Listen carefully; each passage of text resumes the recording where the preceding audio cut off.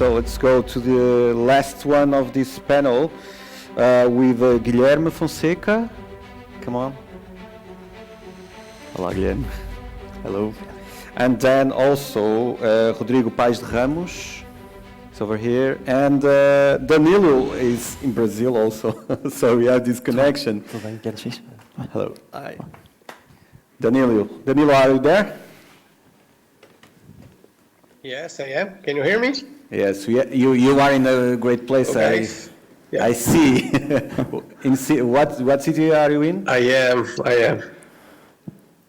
in Cananéia. It's a small city in the south of São Paulo, in the south of the São Paulo state, in the middle of a natural reserve. So I'm in a good place. Yes. Wow, that's great. So it's the third time in this evening that we have Brazilian guests from Brazil. Also with Rodrigo here was Brazilian also. So we've been in Rio twice, and then we are now in São Paulo region. So maybe we can, if you may, maybe we can start with Danilo. Danilo, this panel is about venture capitalists' role in sustainable innovation. And you are also working on that, on a venture capital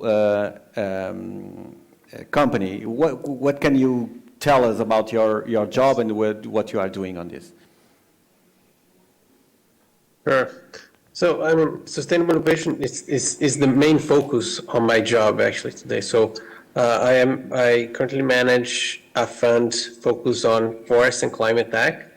I look to invest in companies able to accelerate the transition to a greener, low carbon and fairer economy. So that's not just a side job for us. It's an integral part of my daily work. And there's something capital. So the firm I work for, KPTL, has been doing for the last 20 years in Brazil. So we have been always looking to invest in companies able to change society, to impact society positively, and having a good perspective on how entrepreneurs think about that, how they think about stakeholders is extremely important. We are also very active investors. So when we invest in a company, we are not just putting our money to work. We are also putting our minds, our efforts. So we create governance with the entrepreneur. We challenge them not only on strategy, on sales, but also how do you think about your value chain, for example.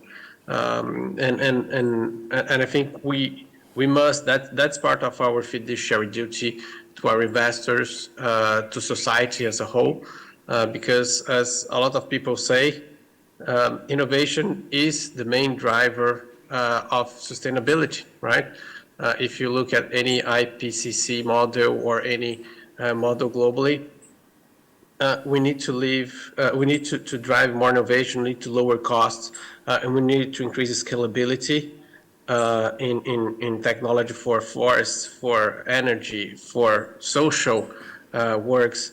And if we don't do that, I mean, we won't be able to reach the targets we have set during the Paris Agreement or other agreements since then.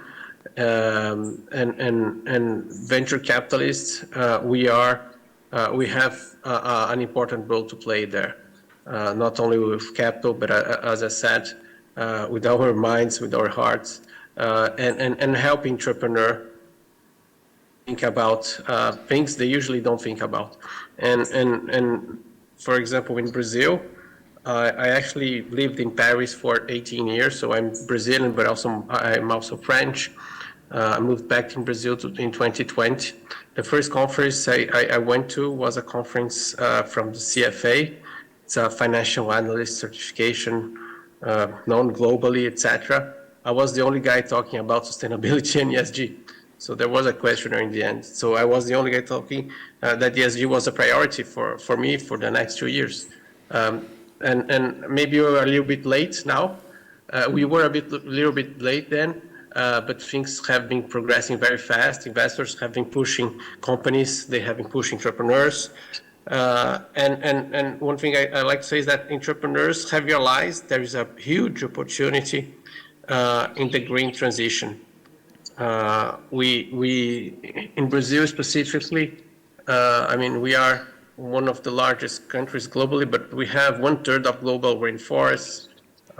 We have 85% of clean energy in our energy matrix, not only hydro, but also solar, wind, huge potential on biogas, biofuels in general, huge potential also on green hydrogen. And those entrepreneurs, they understand there's a huge opportunity. And now ESG is not only on my agenda, it's on the agenda of most entrepreneurs nowadays. And that's great for me as a venture capitalist because I have more companies to invest in. But on my day-to-day job, it's still hard sometimes to discuss with entrepreneurs when they think about sustainability, what does that actually mean for a small company? And we really need to balance, how we deal with the entrepreneurs, how we deal with those companies, and how we think about sustainability, impact metrics, or whatever, because if those companies, they don't survive, if we put too much burden on the shoulders of the entrepreneurs, then we can actually kill the company and don't generate any impact, right? So sustainability is not going to happen. Sorry, I have some insects here as well, so kind of the price of living in the nature. But Yes. Danilo, very interesting points. And Guilherme, I'm going to you and this thing of putting sustainability also in the venture capital. You work also in this area, and you work on Portugal Ventures also. Is this point of view getting more on this awareness? Is there an awareness about that when you invest in these kind of things like venture capital? Well, at least in Portugal Ventures, for sure. Well, first of all, I would like to thank you and Planetiers for the invitation. I would like to also greet my our distinguished guests, as well as our fellow advocates for change. In Portugal Ventures, this kind of approach happens currently, so we are totally aware, and we actually provide courses, mandatory courses to our employees in order to raise some awareness towards the ESG principles of investing. And you made a good question, because now we are in a point in which we are debating this as being, something debatable, something that is not yet legally mandatory. But we are in the process of transition in which we will get to a point in which these kind of questions will be mandatory. Questions as such. Why do we still insist, and why do we still invest our times and analysis in terms of venture capital investing? Pointing to metrics like the return of investment, ROI itself, as an isolated metric. Shouldn't we point for towards a more long-term goals that consider ESG principles as well? So this kind of approach, or this change in approach, is happening right now, and as we speak, this is something, qualitative that we may apply or we may not apply to our firms, but soon, I hope soon enough, this will be mandatory, and this will be imposed by law. Will it be in our lifespan? I don't know, but probably soon. And what we need to think about is that we as venture capitalists, we are something like the architects of the entrepreneurial landscape. So we have huge responsibility in the landscape that we are actually drawing in our blank paper sheet. And what happens right now is that we are basically bringing back the debate of the 70s between Professor Milton Friedman and Professor Kenneth Andrews. The first argued that table, that chair in which you are sit upon, they don't have a soul, so they cannot be imputed responsibility for what the corporations that they serve do to the climate. And Kenneth Andrews comes up in the 70s with a different approach, saying, no. If you, Mr. Friedman, Professor Dr. Friedman, if you are a libertarian, and if you don't trust the state to run the post office service even, why will you trust, at the end of the day, the state to command what we call now the ESG principles in terms of investing, in terms of corporate planning, and in terms of corporate ethics? So what Andrew's actually stated is, if you want to go green, you cannot wait for the state to do it. You need to apply it internally. And I find it lovely that firms that, for example, the one in which Danilo's works, are so focused in that matter, in that goal of investment. In Portugal Ventures, we are some kind of agnostics, so we go into digital, we go into life science, robotics, mechanics, engineering, manufacturing, tourism, which is the vertical in which I am inserted. No, we don't have a straight-oriented vertical of investing called ESG investing or clean tech or alternate energies. But what we do is that we apply in each of the verticals with which we work with all the criteria, all the principles that we find commendable in terms of ESG and ESG's applications. Just to think about this, the importance of innovation in terms of what we call the climatic transition is so big in terms of VC's responsibility that just pick a card, for instance, Industry 4.0. Today, thanks to the effort that industrial VCs did in the last 10 years, 15 years, investing in Industry 4.0, we are currently able, at the factory floor level, to reduce by 90% the amount of errors that occur on factory floor, reducing almost 95%, or between 85 and 95% in some cases, of the waste that would be produced with those same production errors. So by making mechanics more efficient, by making industries, by making factories more efficient, we are reducing errors, we are cutting drastically in production, production's inefficiency, and we are contributing to or towards a circular economy, which is actually one of the main verticals of the climatic transition. So we have two approaches as VCs. We can say one, which I do not agree at all, which is saying, yes, there is being a stigma that relates, or if you prefer, a prejudice that relates the tactical investors like VCs, like private equity investors, like hedge funds, with the idea of them being polluters, and you can try to evade this idea, try to counter it with words, or you have the second stance, which is admitting, I know why this stigma exists. I know why this prejudice and where this prejudice came from, but I'm willing to act upon it.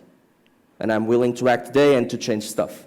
So, way more important than trying to justify our past deeds and our fellows' past deeds as investors, I would probably point out the ways in which you need to do that. We need to incorporate and to reevaluate our investment criteria in order to accommodate metrics that are not only short-term related, but long-term related, such as ESG metrics themselves.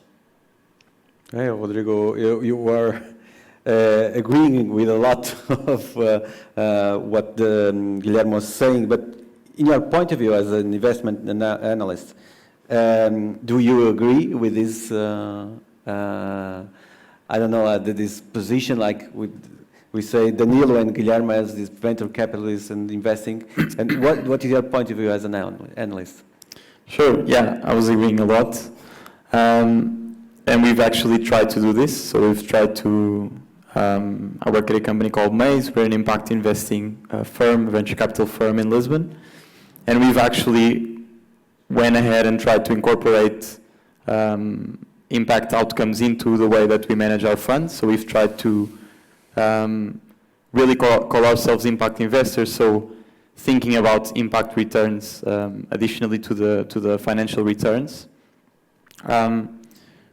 I can very clearly give you an example of what we're trying to do. So typically in venture capital, and when we speak of venture capital, by the way, I think it's very important to first clarify that venture capital is a very risky type of product for investors. It's meant to be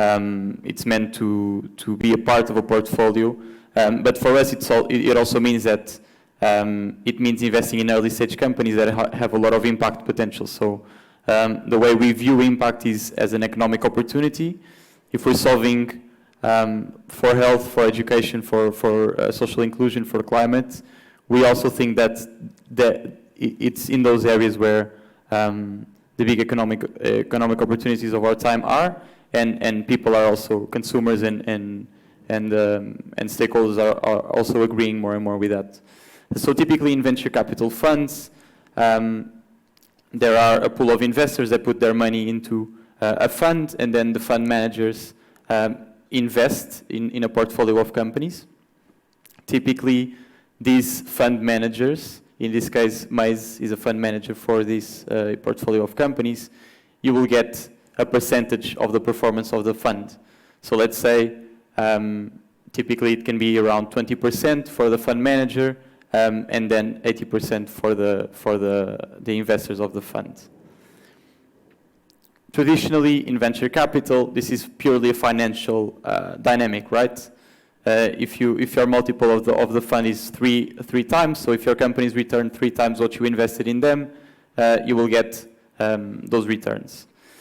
We wanted to go a bit beyond that, and we had kind of an imposter syndrome calling ourselves impact investors because we were only looking at the financial returns. So we tried to add a new dynamic to the way that we calculate these returns as fund managers. So those 20% that we get. Now what we're doing is, in every company that we invest, and in our fund we've invested in 36 so far, we define 1 or 2 impact metrics. So depending on we're impact agnostic, so it will range, there's a lot of different products and services, but we try to define 1 or 2 metrics, impact metrics that are very measurable. We set a target, as Guilherme was saying, a long-term target, because that's the venture capital game.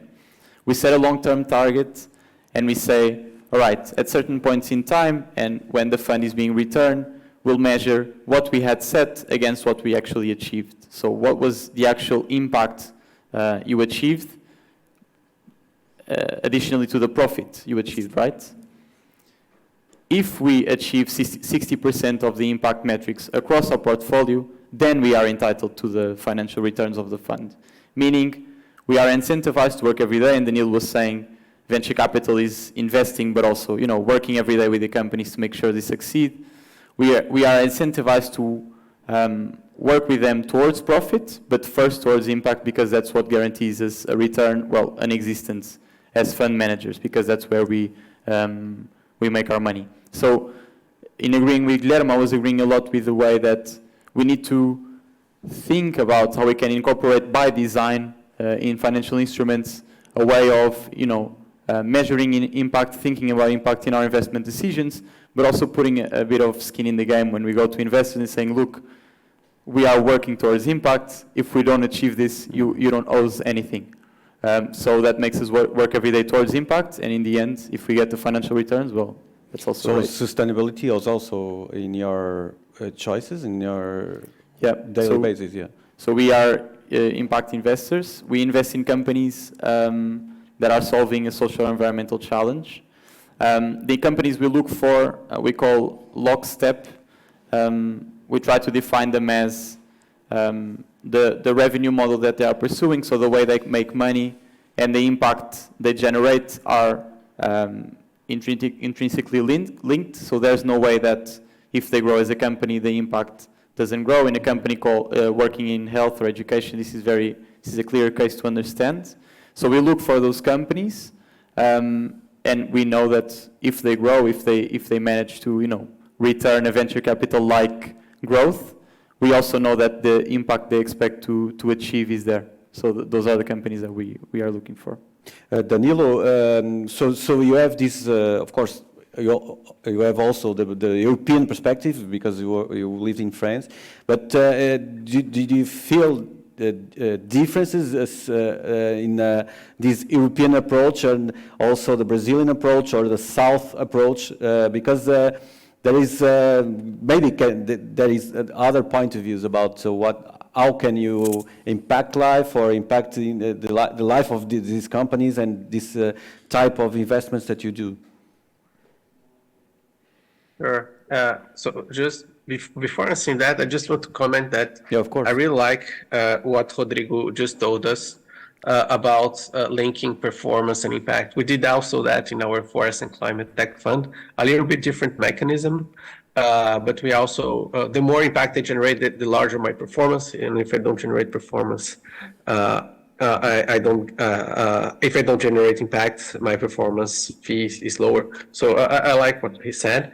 And then coming back to, difference in Europe versus Brazil, and I think specifically to the climate agenda, there are huge differences, right? First, the issue in Europe is mainly related to energy, right? So the emissions related to energy. In Brazil, emissions related to energy generation, distribution are relatively low. So it's probably 15% of our overall emissions compared to 85% in Europe. So that gives first a very different approach. Secondly, our emissions are very much linked to use of land, land use and agriculture. That represents roughly 45 and 25% respectively of Brazilian emissions. So we need to focus on forests, on land use, on sustainable agriculture.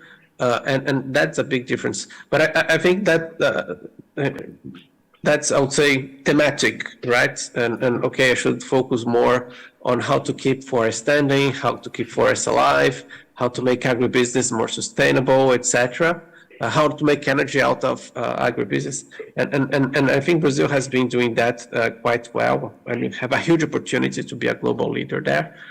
But we also are a much poorer country, right? Brazil, Latin America, the global South generally.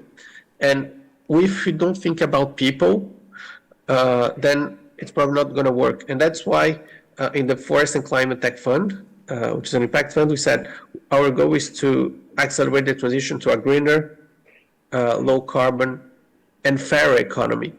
Because if people don't have a choice, then it's not going to work again. And for example, people, they cut trees, most of them cut trees or burn forests or whatever, because they need to put food on their table, to feed their kids, to feed their wives, their families. So you need to find other ways for those guys to eat, to have a job, to have a decent opportunity and a decent future for them as well. So when we think about sustainability, we really need to focus on people in Brazil, but that's also the case for the global South. So for example, in the Forest and Climate Tech Fund, we invested in a company called Aegis. Actually, they produce health products that help people live better life as they age. That's why they call Aegis. But they are using a lot of science, a lot of deep knowledge of the molecules of the bioactive compounds inside plants and fruits from the Amazon to transform those plants and fruits into high margin pharma products. And why we're looking to that? Because those plants and fruits from the Amazon, for example, they are coming from, they're low margin products coming from low income families. And when you transform them in high margin products, you actually can pay those families a little bit more, or sometimes a lot more for them. A good example, so one of the products we are working with, it's called Chronic. It fights chronic diseases that you have, musculoskeletal diseases, so the pains you have on the knees, on the back, that you gain every year another one. And the fruit behind it's called urucum, is that Indians use for their skin. They also use it for food, etc.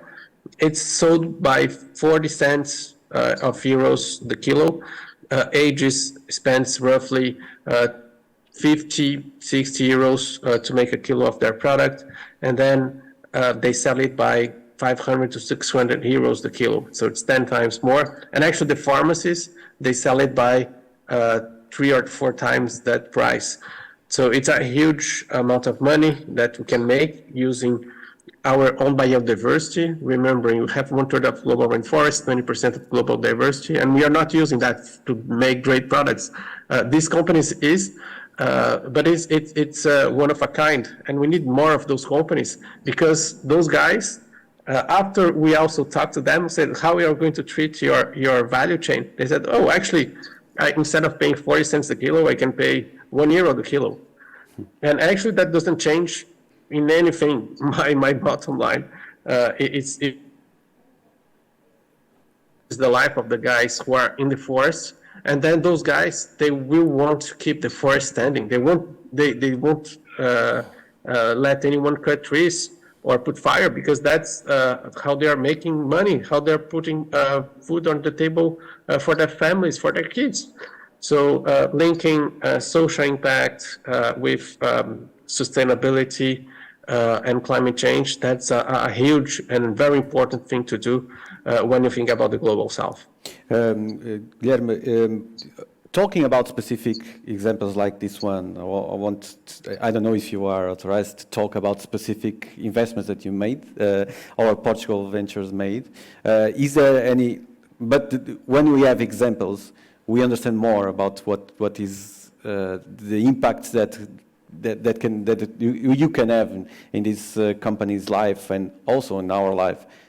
Do you want to present a specific example that can show that?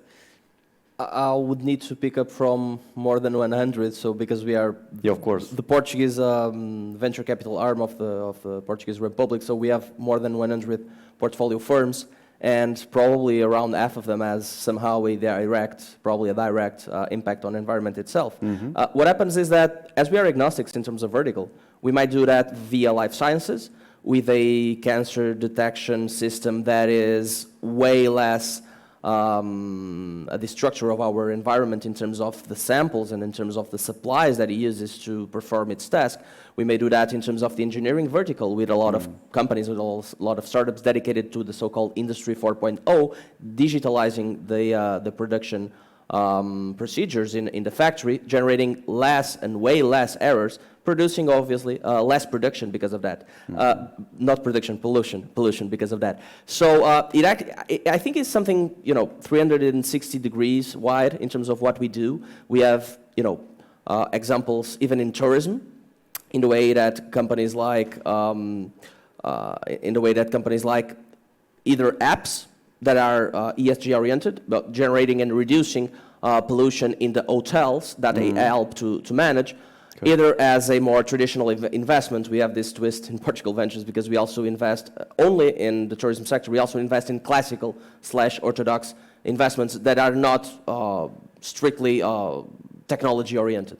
So we may invest in a hotel chain with a twist, in a new producer of boats, let's call it. So it's really wide in terms of what we do. What I do believe is, in that matter, is that as venture capitalists, we are the gatekeepers of capital. So we have a particular responsibility when it comes to steering the way that corporations and, well, the future corporations that are today's startups are taking their business. And in that sense, our action needs to be wider than just focusing on boardroom activism or financial spreadsheeting. It's way more than that, It's the way that we use corporate governance, in the influence that we have in the boards, the influence that we have with the counterparty, which is the founder or the promoter of the project. And listen, this is not something, Che Guevara way of doing it, because the state is already doing it. Just listen, just take a look at what is happening with the so-called PRR, the plan for revitalizing Portugal's economy, which is basically drawn from the European Union's directive, so it's not something out of the box. But in terms of its action, I was chatting with a friend from college. The guy got mailed because his former startup did not match the criteria at the end of a Portugal 2020 project, which is Danilo's basically the most important public incentive financial scheme here in Portugal in order to boost companies. So that colleague of mine had to, or was tipped of needing to give back to the state around 100K of his project from what he got from the state and from the EU, because he did not match the criteria in terms of internationalization. And this project was regarding or related with internationalization of its own firm. In the future, and this is happening right now with PRR, the new criteria are ESG related. So at the end of the day, if you did not create a minimum number of either services, products, or new business models green-oriented, your project will be failed at the end. So not in the first process in which you apply for the acceptance by the public authorities, but at the end, you will need to give back that money. You will need to give that money back. So this is already happening with public incentivization. This is already happening with fiscal benefits in terms of Portugal, and in terms of the EU. What we need to do as venture capitalists is assume this pivotal role that we need to play, namely by steering the course towards a sustainable future and a sustainable ecosystem, just like the state is doing itself. Rodrigo, I want to ask you also if there is any good example that you can explain to us, like a company that you invested. Sure. Yeah, so we call ourselves impact agnostic. This means we look for solutions across SDGs. That's kind of our way of approaching the topic. We've invested in Clear. They're a wearables company for to provide real-time insights for people with diabetes. We've invested in Orbital Materials. They are using generative AI to develop sustainable materials, combining AI intelligence with lab work. We've invested in Win-Win Food Labs, so an alternative, like plant-based alternative to chocolate, for example. We've invested in NuiCare. They're streamlining pathways for hospitals, so it's kind of, it's broad.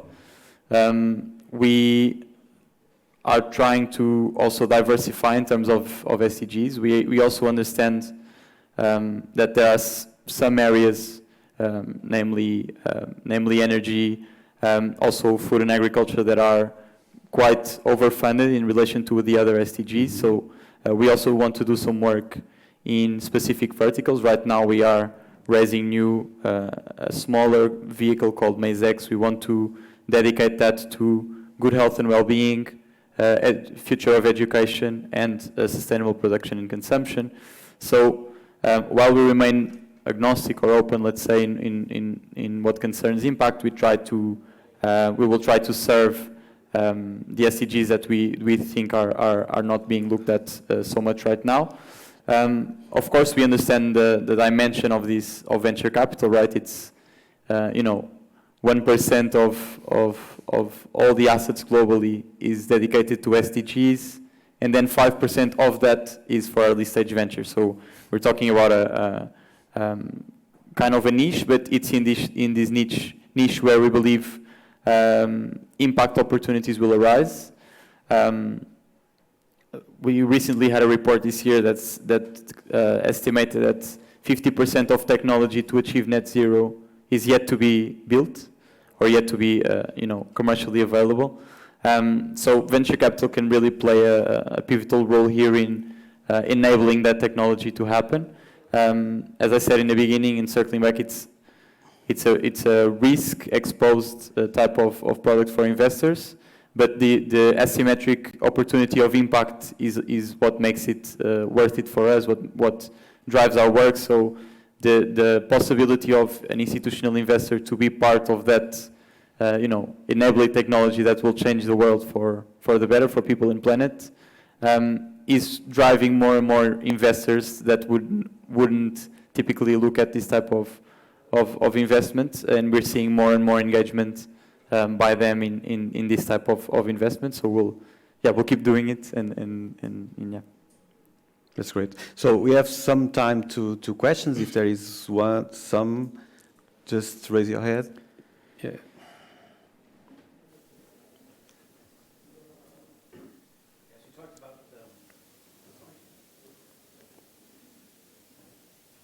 About ESG metrics, And I just wanted to know that if you had to look at your portfolios, the three of your portfolios, how would you break down the importance of the three pillars of ESG? Because on one end, you have somebody like Elkington who introduced the triple bottom line, a similar concept. He talks about equal weighting.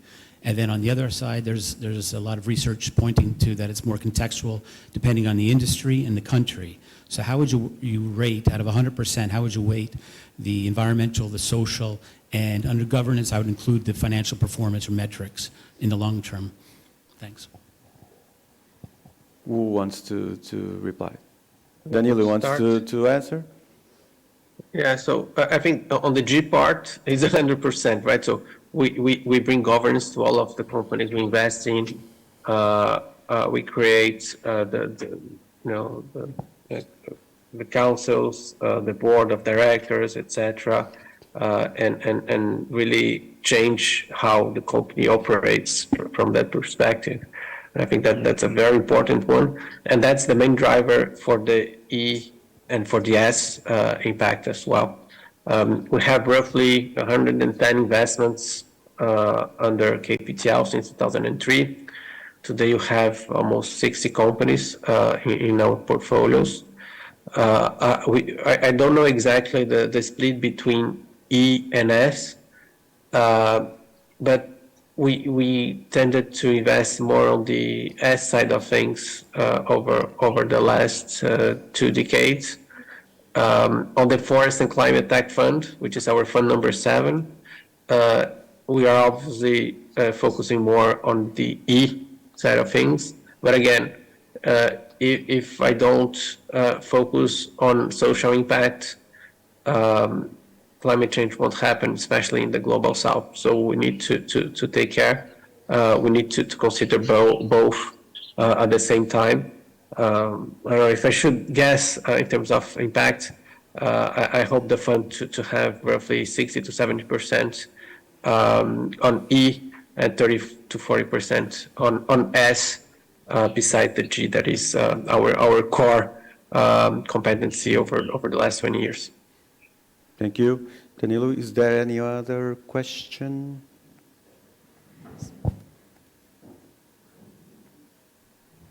No.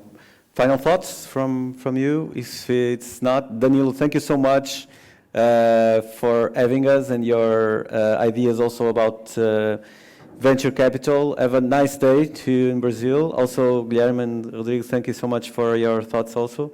And then we wrap up and see you next time. Thank you. Thank you, guys. Abraço, bye-bye. See you next time. Tchau. Cheers. Abraço. Tchau, tchau. Abraço. Obrigado.